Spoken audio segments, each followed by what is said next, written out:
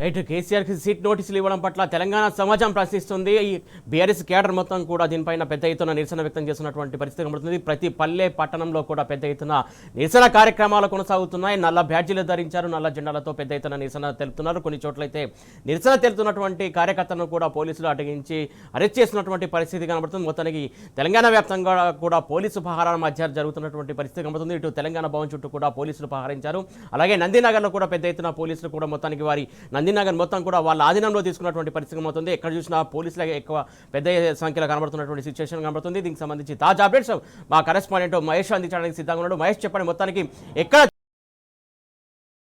Situation ప్రధానంగా నిరసన తెలిపే హక్కు సమాజంలో లేదా, ఎందుకు అసలు ప్రశ్నించే గొంతుని ఇలా హింసించడం ఎంతవరకు కరెక్ట్ అంటారు?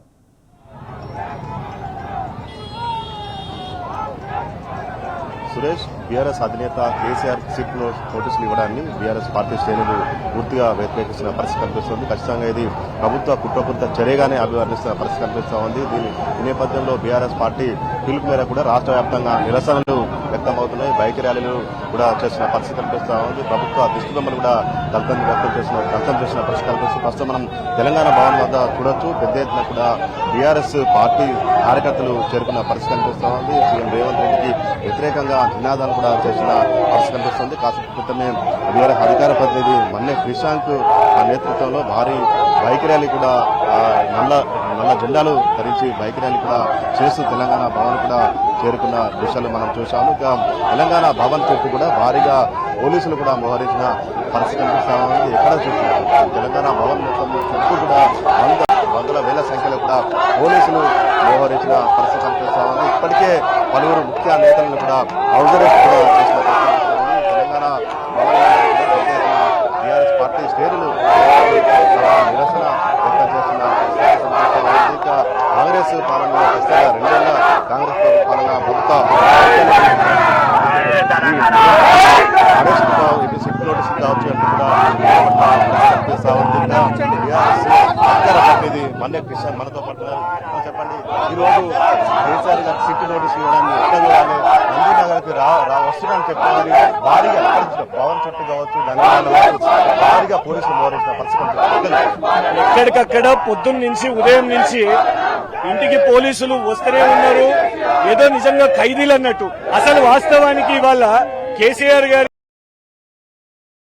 అది సాక్షి విట్నెస్ కోసం అది కూడా ఏం చేశారు, ఆ తీరు గోడలకు అతికించారు. గోడలకు ఎవరికి అతికిస్తారండి?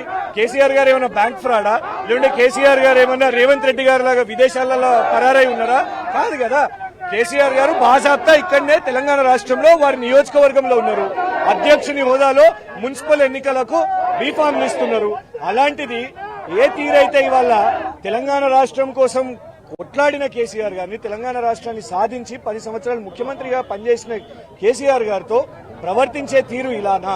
ఇవాళ సూటిగా అదే అడుగుతున్నాం. దాని మీద శాంతియుత నిరసన. ఇప్పుడు రేవంత్ రెడ్డి గారి ప్రభుత్వం ఏమంటది నిరసన?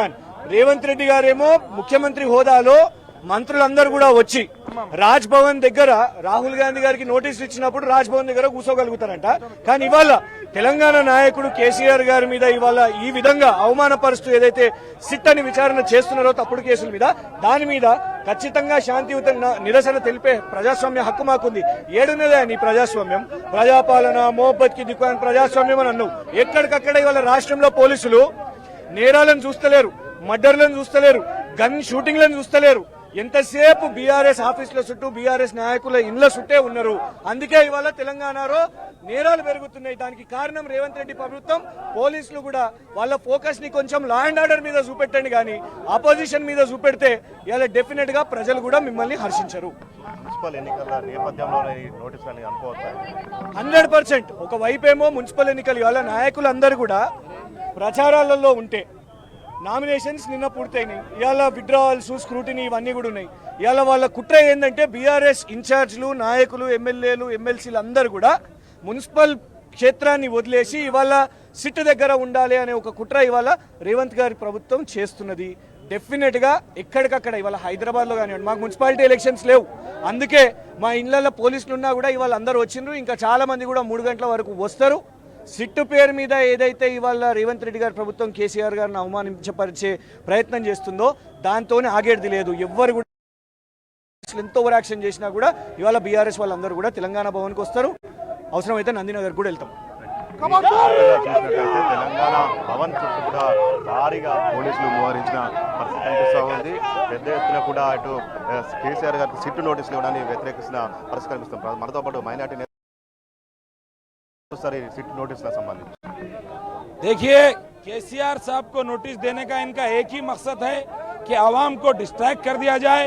ये लोग कांग्रेस जब से हुकूमत में आई, पहले इन्होंने फोटो फिनिशिंग की, कालेश्वरम को जाके ऐसा ऐसा हाथा बता के आवाम को बेवकूफ बनाने की, केसीआर साहब को डराने की कोशिश की। बाद में इन्होंने फार्मलाई की बात की। बाद में इन्होंने अब जिस तरीके से नीच हरकत पर उतर आए है, केसीआर तेलंगाना के महात्मा हैं। आज हम तेलंगाना रियासत में हैं तो उसकी वजह केसीआर साहब हैं। इनको हुकूमत चलाने नहीं आ रहा, ये हुकूमत नहीं चला सक रहे। ये अपने जो वादे किए थे वादों पे अमल नहीं कर रहे हैं। आज तेलंगाना के खवातीन गोल्ड मांग रही हैं, सोना मांग रही हैं। तुमने तुलुम बंगारम का वादा किया था, लेकिन उस वादे को पूरा नहीं करते हुए तुम आज क्या कर रहे हो? केसीआर साहब को गलत तरीके से नोटिस दे रहे हो। अरे तुम्हारी क्या मजाल है? तुम्हारे जैसा केसीआर साहब भागने वाले नहीं। साहब के वास्ते और उनके चाहने वालों के वास्ते जेल कोई नई चीज नहीं है। उनके लिए ये चीजों से डराने का नहीं है। कांग्रेस को हम इंतबा देते हैं। कहाँ है रेवंत रेड्डी साहब? तुम जिस तरीके की बात करते आए, आवाम को बेवकूफ बनाना चाह रहे हो। अब आवाम बेवकूफ बनने वाली नहीं है। तुमको सबक सिखाएगी कि तुम जिस तरीके से काम कर रहे हो। राहुल गांधी मोहब्बत की दुकान की बात करते हैं। राहुल गांधी संविधान हाथ में पकड़कर बताते हैं कि कॉन्स्टिट्यूशन ऑफ इंडिया, क्या ये कॉन्स्टिट्यूशन के तहत है कि एक ज़ईफ शख्स जो कि साबिक चीफ मिनिस्टर है उनके घर पर आकर आप जो है नोटिस चिपका के चाहते हो? ये गलत काम है, इसको हम बर्दाश्त करने वाले नहीं है। हम तुम्हें इंतबा देते हैं कि सीधे से केसीआर साहब ने नोटिस में जवाब दिया था, तुम भी जवाब देना था, सवाल करना था, कानून के मुताबिक काम करना था। तुम जो कानून तोड़कर केसीआर साहब को और बीआरएस पार्टी को दबाने की, डराने की कोशिश कर रहे हो, ये डरने वाले नहीं है। जरूरत पड़ी तो अरे केसीआर वो महात्मा है जिन्होंने ये कहा था केसीआर सच्चड़ू तेलंगाना बच्चड़ू, ये कहकर अपनी जान की बाजी लगाकर तेलंगाना हासिल किया था। आज तुम उन्हें इसलिए नोटिस दे रहे हो कि उन्होंने तेलंगाना हासिल किया। आज तुम उन्हें इसलिए नोटिस दे रहे हो कि उन्होंने तेलंगाना को सुनहरी तेलंगाना बनाया। आज केसीआर साहब को इसलिए नोटिस दे रहे हो कि उन्होंने तेलंगाना को राजपाल बनाया। हम इंतबा देते हैं कि केसीआर साहब को डराने और धमकाने की जरूरत नहीं है। हम यहाँ से जरूरत पड़ी तो हम रेवंत रेड्डी साहब के घर का घेराव करेंगे। हम जरूरत पड़ी तो दिल्ली तक जाएंगे, तो पूरे हिंदुस्तान की आवाम को बताएंगे कि कांग्रेस की ये जो है गलत हुकूमत कैसे चल रही है। शुक्रिया। చూడొచ్చు తెలంగాణ భవన్ వద్ద పెద్ద ఎత్తున కూడా బీఆర్ఎస్ కార్యకర్తలు చేరుకున్న పరిస్థితి కనిపిస్తుంది. మరోవైపు తెలంగాణ భవన్ చుట్టూ కూడా భారీగా పోలీసులు కూడా మోహరించిన పరిస్థితి కనిపిస్తూ ఉంది. ఇటు బంజారాహిల్స్ అటు మెయిన్ రోడ్డు నెంబర్ 12 నుంచి కావచ్చు, ఈ పరిసర ప్రాంతాలన్నీ కూడా తెలంగాణ భవన్ కావచ్చు, ఇటు నందినగర్ ఈ పరిసర ప్రాంతాలన్నీ కూడా ఇటు పోలీసులతో మోహరించిన పరిస్థితి కనిపిస్తుంది. వందలాది పోలీసు వెహికల్ వాహనాలను కూడా మోహరించిన పరిస్థితి కనిపిస్తూ ఉంది. ఇటు విజువల్స్ లో చూడొచ్చు, అటు తెలంగాణ భవన్ నుంచి ఇటు పక్కన దారిలో పార్కింగ్ ప్రదేశంలో కూడా భారీగా పోలీసులు మోహరించిన పరిస్థితి కనిపిస్తూ ఉంది. ఇక శాంతియుతంగా నిరసనలు చెప్తా ఉంటే వీళ్ళు శాంతియుత నిరసనలు కూడా రైట్ లేదా అంటూ కూడా ఇటు బీఆర్ఎస్ శ్రేణులు ప్రశ్నిస్తున్న పరిస్థితి కనిపిస్తూ ఉంది. పెద్ద ఎత్తున కూడా ఇప్పటికే తెలంగాణ భవన్కి ఇటు బీఆర్ఎస్ ముఖ్య నేతలంతా కూడా చేరుకుంటున్న పరిస్థితి కనిపిస్తూ ఉంది. ప్రస్తుతం మనతో పాటు ఎమ్మెల్యే వివేకానంద ఉన్నారు, వారిని అడదాం. చెప్పండి, ఈరోజు కేసీఆర్ గారికి నోటీసులు ఇవ్వడాన్ని ఎట్లా చూడాలి? దీన్ని కాంగ్రెస్ ప్రభుత్వం సంబంధించి ఎట్లా చూస్తారు? ఇది కేవలము కాంగ్రెస్ పార్టీ కుట్రపూరితంగా చేసినటువంటి ఒక సిట్. ఇది స్పెషల్ ఇన్వెస్టిగేషన్ టీం కేవలం కాంగ్రెస్ పార్టీ ఆడిస్తున్నటువంటి నాటకాల్లో భాగంగానే పోలీసులు అంటే కూడా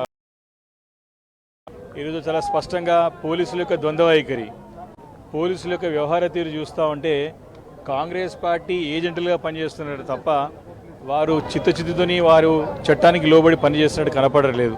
కాబట్టి స్పష్టంగా అర్థమవుతోంది ఈ యొక్క స్పెషల్ ఇన్వెస్టిగేషన్ టీం ఏదైతే రాష్ట్ర ప్రభుత్వం ఏర్పాటు చేసిందో కేవలము కక్షపూరితమైనటువంటి ఒక ధోరణితో చేసినది తప్ప నిజంగా దీంట్లో ఎలాంటి ఆధారాలు లేవు, ఇలాంటి ఒక దీంట్లో అసలు పసలేనటువంటి కేసు పెట్టి కేవలము మా పైన ఇబ్బంది పెట్టాలనేటువంటి భాగంలో చేసినటువంటి ఒక ఇన్వెస్టిగేషన్ తప్ప ఇది కేవలము రాష్ట్ర ప్రజలకు దృష్టి మళ్లించడానికి ప్రయత్నం చేస్తున్నారు తప్ప ఇంకోటి కాదని స్పష్టంగా తెలుస్తూ ఉంది.